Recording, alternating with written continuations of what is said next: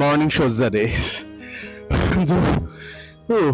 The morning একটু দেরিতে শুরু হয়েছে, বাট আর কত বাহানা দেবো ওয়াকিংকে।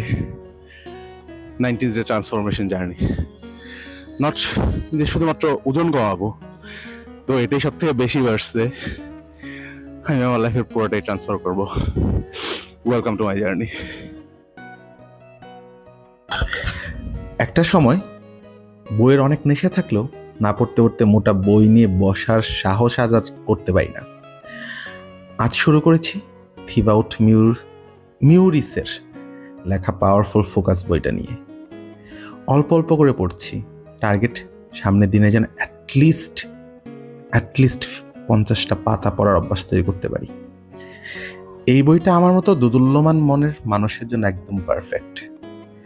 আমি কখনোই একটা আইডিয়া বা নির্দিষ্ট কোনো গোলে সেট থাকতে পারি না। আজ এটা তো 3 দিন পর ওটা। এই বইটার প্রথম অধ্যায়ে পড়ার পর নিজেকে আসলে আমি কোথায় দেখতে চাই তা লিখে ফেললাম।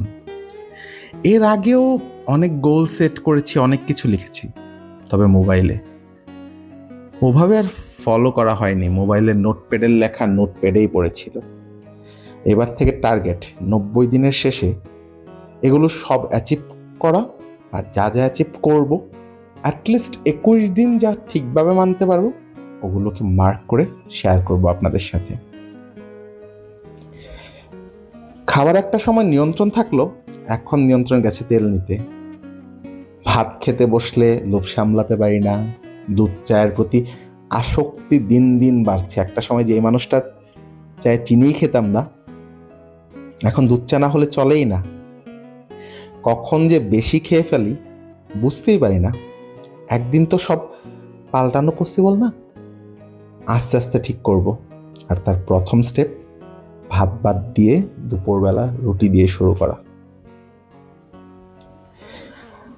আমার মতো অস্থির মানুষের জন্য বাদ্যযন্ত্রের মতো বিষয়ে স্থির থাকাটাও টাফ একটা বিষয়।